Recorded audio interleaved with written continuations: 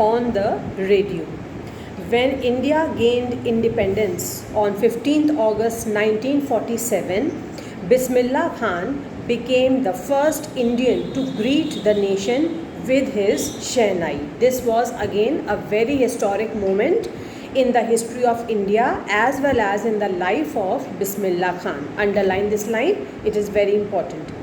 He poured his heart out into Raag Kafi from the Red Fort to an audience which included Pandit Jawaharlal Nehru, who later gave his famous Tryst with Destiny speech.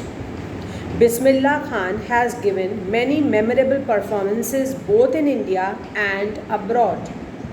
His first trip abroad was to Afghanistan, where King Zahir Shah was so taken in by the maestro that he gifted him priceless Persian carpets and other souvenirs. Souvenirs means something which is given to a person as to keep in his memory, in his home, in his palace, etc. The king of Afghanistan was not the only one to be fascinated by Bismillah's music. Film director Vijay Bhatt was so impressed after hearing Bismillah play at a festival that he named a film after the instrument called Goonj Uthi Shehnai. This was a very famous movie. The film was a hit, and one of Bismillah Khan's compositions, Dil Ka Khilona Hai Toot Gaya, this is also a very famous song, children, turned out to be a nationwide chart buster. Despite this huge success in the celluloid world means old-fashioned way of referring to films. In this film world, Bismillah Khan's ventures in film music were limited to two: Vijay Bhatt's Goonj Uthi Shehnai and Vikram Srinivas' Kannada venture Sanadhi Apanna. I just can't come into terms with the artificiality and the glamour of the film world, he says with emphasis. That means he left the film world, he only contributed his music to 2 movies only, and then he left this world of film because he said that this world was full of artificiality and glamour and it did not suit him. Awards and recognition came thick and fast. Bismillah Khan became the first Indian to be invited to perform at the prestigious Lincoln Center Hall in the United States of America. He also took part in the World Exposition in Montreal, in the Cannes Art Festival, and in the Osaka Trade Fair.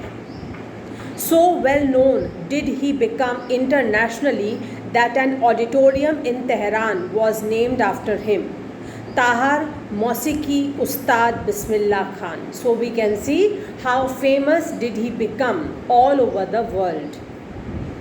National awards like the Padma Shri, the Padma Bhushan and the Padma Vibhushan were conferred on him. In 2001, Ustad Bismillah Khan was awarded India's highest civilian award, the Bharat Ratna. With the coveted award resting on his chest and his eyes glinting with rare happiness, he said, "All I would like to say is, teach your children music, that this is Hindustan's richest tradition. Even the West is now coming to learn our music." As India has always been very rich in its culture and traditions, that is why Ustad Bismillah Khan gave this message to the whole world that everybody should inspire the children at home to learn music, because our rich culture and tradition is now imbibed by the West also. In spite of having travelled all over the world, Khan Saab, as he is fondly called, is exceedingly fond of Banaras and Dumrao, and they remain for him the most wonderful towns of the world. Now children, the lines which I will read, you must underline because they show his love for Banaras and the river Ganga. A student of his once wanted him to head a Shehnai school in the USA. That means a student wanted that Ustad Bismillah Khan should open a Shehnai school in the USA and become its head. And the student promised to recreate the atmosphere of Banaras by replicating the temples there. The student told Bismillah Khan that if you come and open an institution so that the children in the USA can learn Shehnai, then the student promised that he is going to create the same atmosphere there as of Banaras, and he will set up various temples there so that the place looks like Banaras. But Khan Sahab asked him if he would be able to transport river Ganga as well. Now see, this was one very tactful way of letting the student know that Khan Sahab, that is Ustad Bismillah Khan, was not ready to leave India and especially his favorite city Banaras. He said that you will be able to replicate the USA with the temples. Okay, that's okay. But can you transport river Ganga from Banaras to the USA also? Later, he is remembered to have said, that is why whenever I am in a foreign country, I keep yearning to see Hindustan. That means he always has a desire in his heart to go back to Hindustan. While in Mumbai, I think of only Banaras and the holy Ganga. And while in Banaras, I miss the unique Matha of Dumrao. That means these lines show that his love for Banaras, river Ganga and Dumrao was so intense that he was not ready to part with these three. Ustad Bismillah Khan's life is a perfect example of the rich cultural heritage of India.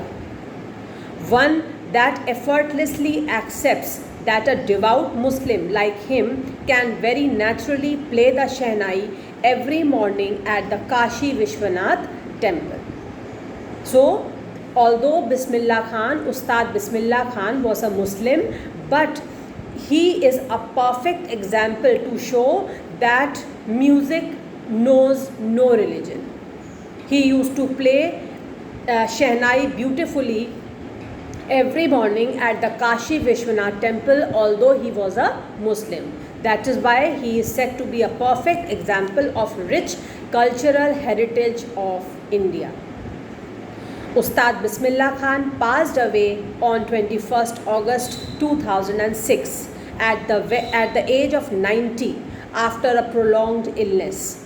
He was given a state funeral and the government of India declared one day of national mourning. So in this way, the life of this great musician came to an end.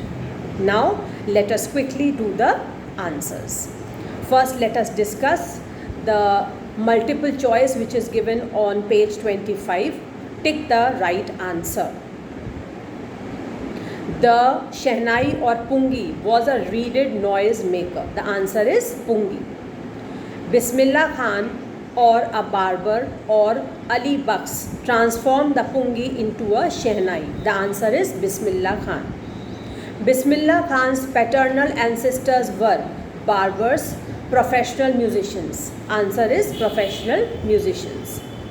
Bismillah Khan learned to play the Shehnai from Ali Baks, Paigambar Baks, Ustad Fayyaz Khan. The answer is Ali Baks. Bismillah Khan's first trip abroad was to Afghanistan, USA or Canada. The answer is Afghanistan. Now come to page number 26. Let us do the answers. Why did Aurangzeb ban the playing of the Pungi? This answer is given on page number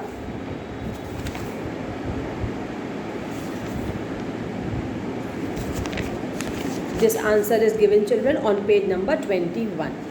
I am reading the question again, then I will tell you the answer. Why did Aurangzeb ban the playing of the pungi? See page number 21. Emperor Aurangzeb banned the playing of a musical instrument called pungi in the royal residence, for it had a shrill, unpleasant sound. This is answer 1. How is a shehnai different from a pungi? Again, this answer is on the same page, same paragraph. We will start from the question.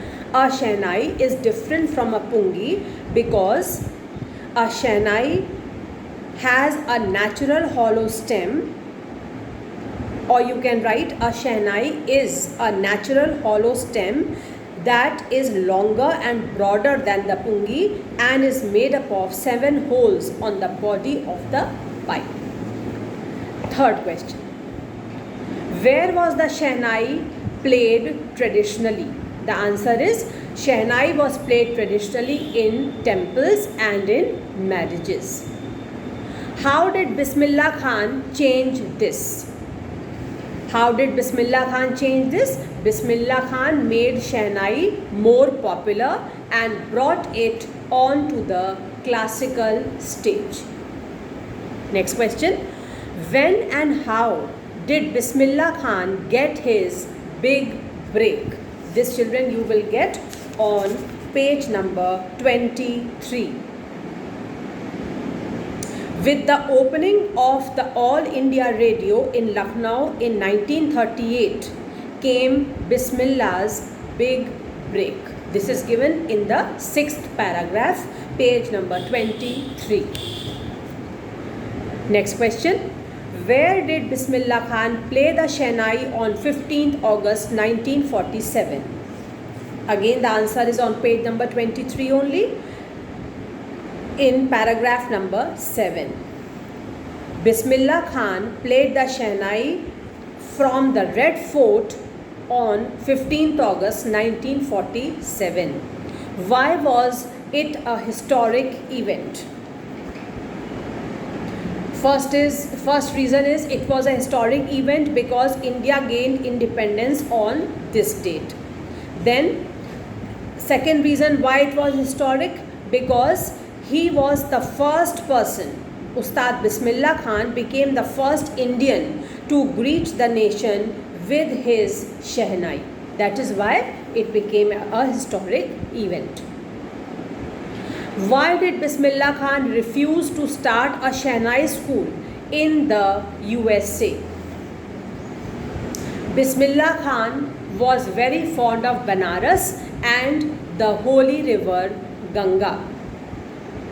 Although his disciples said that he would create the atmosphere of Banaras there, but Bismillah Khan refused to go there. He refused to start a shehnai school in the USA because he said that he would not be able to take the river Ganga to the USA. That is why he was never ready to leave India, especially Banaras.